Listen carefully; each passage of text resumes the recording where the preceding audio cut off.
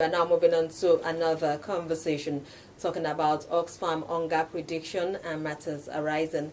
Let me give you a little bit of the background.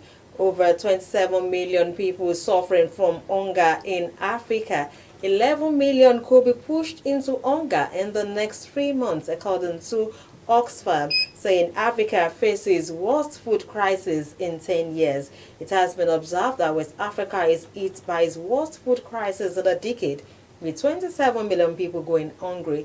It's also projected that the number could rise to 38 million this June 2022, considering a new historic level and already an increase by more than a third over last year, unless urgent action was taken. Okay, this is what we shall be looking at this morning. I have a guest in the studio. He's an agriculturist, Mr. Ayotomiwa. I'm sure it's good to have you here this morning. Thanks for having me once again. It's always a pleasure to have you here. And there are viewers to be part of this conversation, or if you have questions that you want to ask, simply dial the number on your television set. Okay, here we are having this hunger prediction. Are you comfortable with this prediction? We all are not comfortable, and that is the truth. However, it's no longer a prediction. It's happening already. We all can see it. Just that Oxfam is actually an international community and humanitarian organization. So they are fine. They may have representatives here, but they are not here. So maybe they might just be seen as prediction, the index and all that. But we are here, we are feeling it already. Talking about the prices of food, talking about our harvest, talking about the prices of inputs and all. So it's happening already. We're feeling it.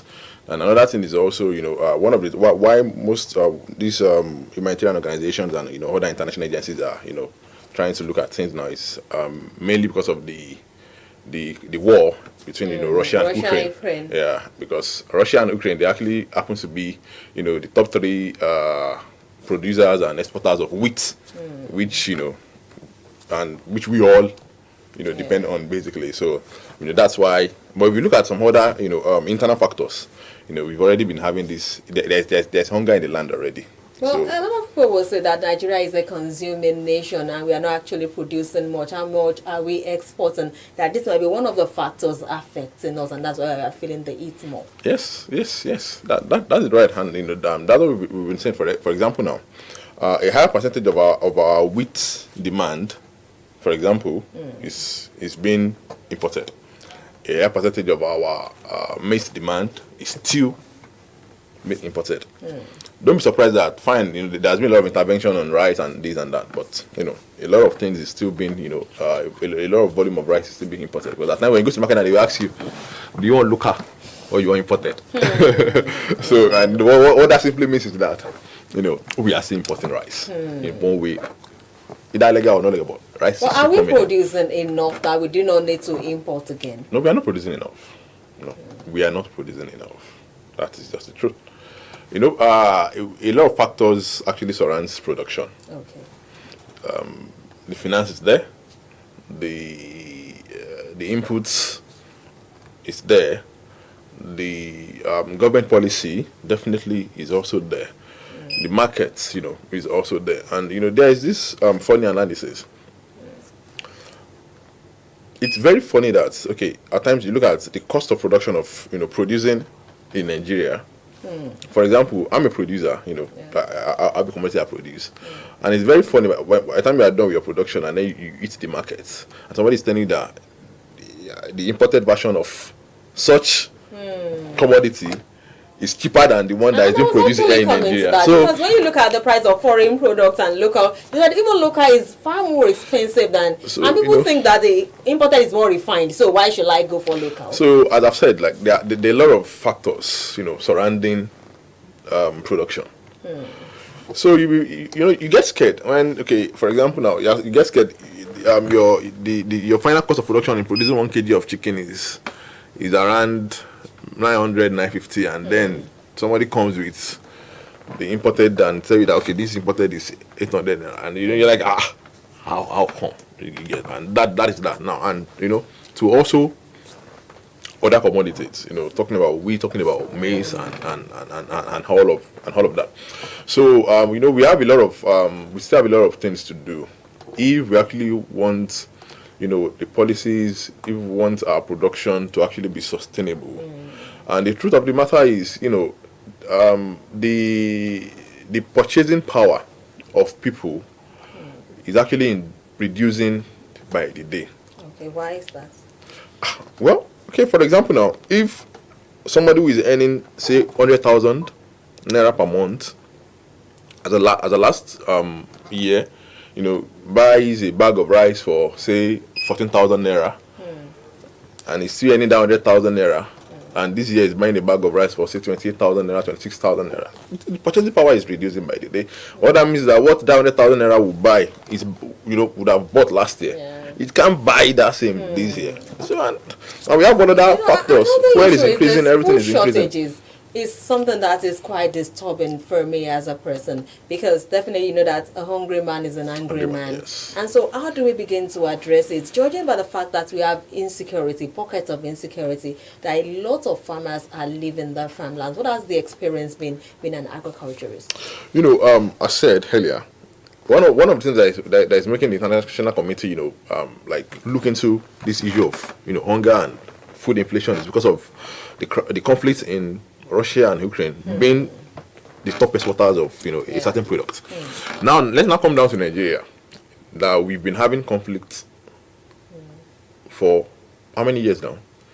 Talking about farmers that's conflict, talking about Boko Haram that are destroying the food community, destroying Benue and all that. So the food baskets of the nation. So that should be a reflection of what we are facing already. Coming back to your state now, you're saying that, at the point there was a lot of issues along the Barapa, which happens to also be the food basket of your state. So that talks about what the farmers, people, the producers have actually been facing. So this is actually a time for all of us to know that, see, if there is no food in the land, both the fine, it will be in stages. Fine, it might be the low income earners, it might be the masses that might feel it first. But as time goes on, even the middle class are already feeling it anyway, because when you get for somebody that's earning 100,000, 150,000 naira monthly, as far as Nigeria is concerned, it's still at least a bit in the middle class. And they are feeling it already. And this thing is affecting it. And that's at times when you ask some some Nigerians, some people that are even well placed, by the time and you hear them lamenting, which they like some weeks back, spoke about this. So what I'm trying to say, for if someone like that is already feeling it, or maybe his employees are already talking about it, that shows that even the privileged Nigerians are already feeling it. What worries me, there are some categories of food, staple food, that I say, oh, this is for the rich, this is for the low income earner. You think Gary is for those people who are not so wealthy, that's cassava flakes. And you talk about rice being for maybe the average people. But nowadays you discover that the price of cassava flakes and even rice are almost the same. So you now start wondering, what will the so-called low income earners, what will they even feed on? Yeah, that is it. As I've said, the line, the poverty gap is actually is increasing by the day. But sadly, the problem is the vulnerable and the poor who feel it more. That's the truth. Who feel it, and even from the global analysis, it means that Africa will actually feel the effects of the global food crisis more, because most times we are the receiving end. We are the ones that consumes more. We are the ones that that our production is not enough. We are the one that depends on importation, aids, and all that. Well, we have the land. We are blessed with vast land, even more than other countries, continents of the world. Why are we not utilizing what we have? Why are we not talking about more youth in agriculture, for example? We've been talking about more youth in agriculture for some time now, but the truth is, production is not just about land. Fine, land is a major criteria in production, but as I've said, the cost of production is the main thing. what 1 million naira, 10 million naira would do as at 5 years ago, it won't even do 50% of that as at, as you speak. I remember there was this analysis, a project we were working on, and then we did one analysis last year for a certain production, and as at that last year, I think that was last year December, the overall cost was around 40 million, and when just some weeks back when we wanted to start a project and we revisit the analysis, we got to know that we'll be needing close to 25 million naira for that project. That's just in the space of it's not even up to 6 months yet. Interesting. So now imagine if somebody who okay, fine, you are interested in going to agriculture, you're a youth, do you have the financial means? And even if you have the financial means, what is the cost benefit? If I put this money in this business, okay, what will be my profit? Most the agri sector now, before that, okay, maybe the profit margin used to be 40%, even as high as 50% at times. Don't be surprised that the profit margin in the agri sector now is around it's not even up to 20%. That's quite disturbing. 20%. Yes, because if it's too much, the cost of production is already high. You are talking about this cost of production. Are we looking at energy? Are we looking at Are we looking at electricity? And what exactly are we? Now, for example, now diesel. We're talking about the cost of production. You're talking about land. You're talking about the labor cost. You're talking about the input. Don't forget that most of these inputs are also being imported, so they are affected by the dollar naira. They're affected by that. You're talking about energy costs. If you are using a diesel engine, we all know what diesel is saying now. Okay. So everything factors together will give us the cost of production, and you'll be surprised. I do remember, for the poultry industry, as at 2-3 years ago, we used to buy. Let me bring it down now. Like a bag of feed, you get a bag of feed for around 3.5. I remember when it was around 3, we're like, wow, it's too much. Why this that? I remember now a bag of feed, professional feed, is around 9,500 naira. Yes. From the factory, the last invoice I got for a project from directly from the factory was 8,500 naira. Yes, and this was something that was around 3,500 naira as at 2 years. As at 2 years ago. Now imagine just within the space of it's not enough to 2 years. It's already over 100%. So we all are feeling this, but we're just trying to. It's because Nigerians happens to be people that we have very strong shock absorbers. So we try to just we take the shock, we absorb it, then we balance something, and then we move again. But the only problem is if this thing keeps bottling up, to get to a stage where everybody will explode. But from the federal government, we've had some social interventions to cushion these effects. Do we think we've been able to cushion some of the effects that you've talked about? The effect is not even cushioned. Any intervention that's not been felt in the market, like in the direct sales of the market price, it's not working. Except if there is a projection that we are doing this, in the next, don't worry, in the next 1 year, and it is visible, and you can say yes, we can feel it. That's when you can say, these interventions are working. But if no matter how much we are pumping in the sector, if it's still not reflecting in the market price, if it's still not reflecting in the socio-economic well-being of the populace, then it's not working. It's not working. Everybody is, as we speak now, a lot of we all are Nigerians. We know what people are saying in the streets. We know what are like salary earners, bankers, people that you feel that they are well placed, like they are fine, everybody's clamoring, everybody's lamenting. So we need more. How do we begin to address this particular challenge? Because from the predictions in the next 3 months, things might get worse. What is your advice for federal government? What should we be doing as a people?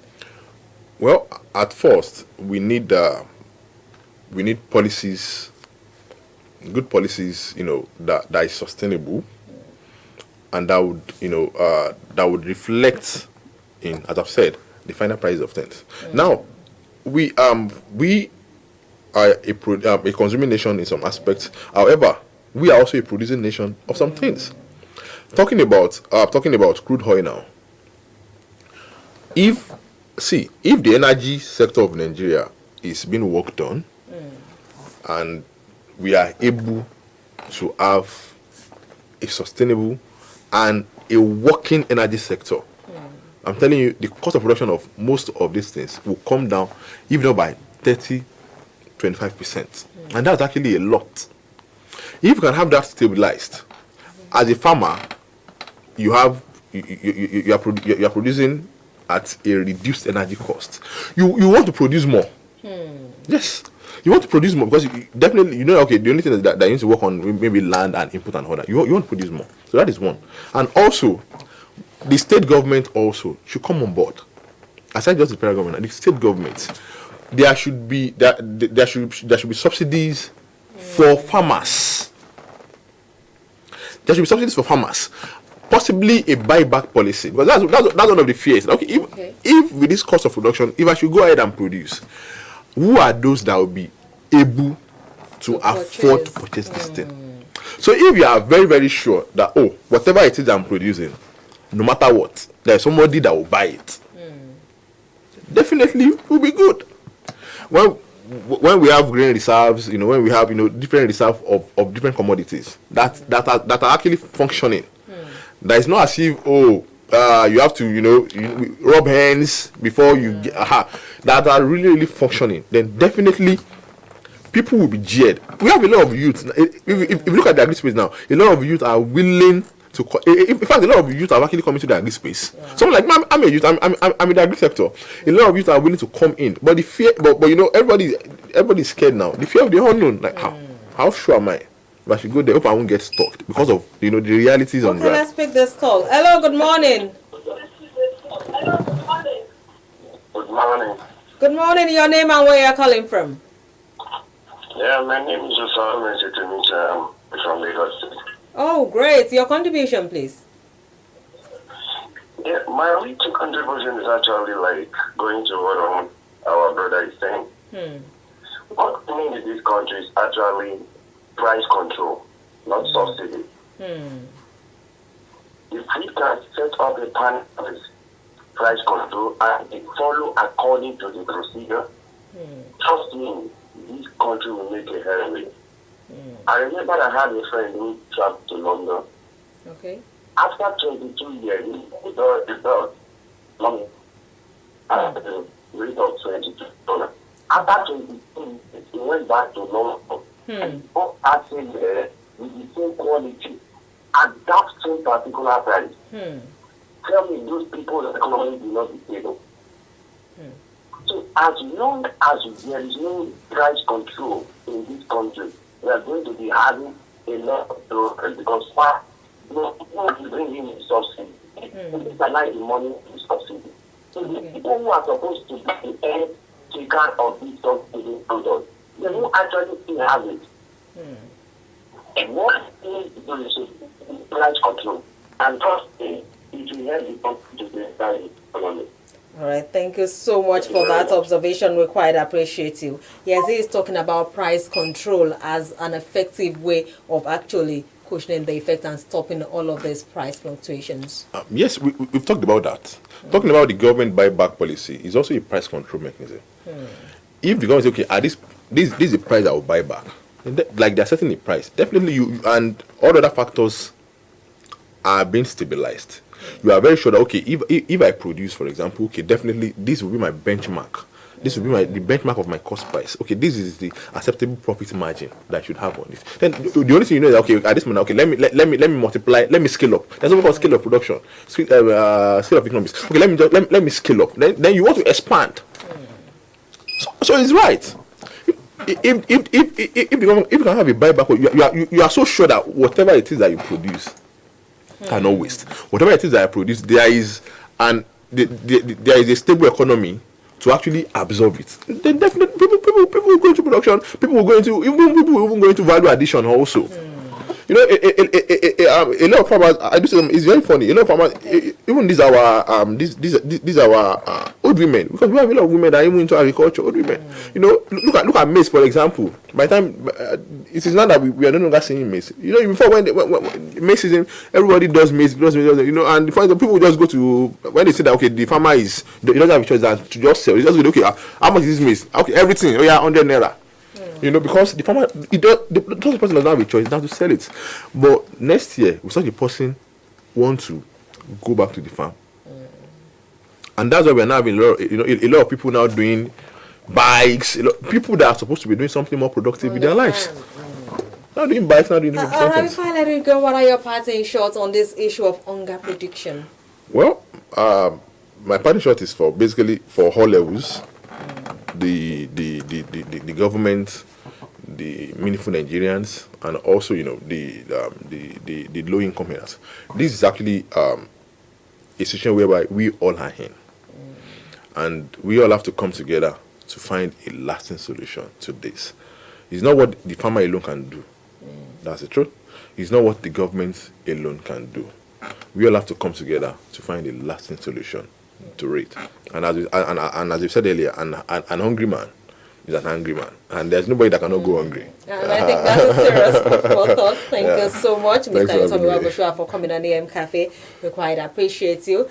Dear viewers, as well, I'll be drawing the curtains on today's edition of AM Cafe on Impact Africa Television, IATV. Till tomorrow, when we come your way again, I am Anu Akomolafe. Keep being productive. Bye for now.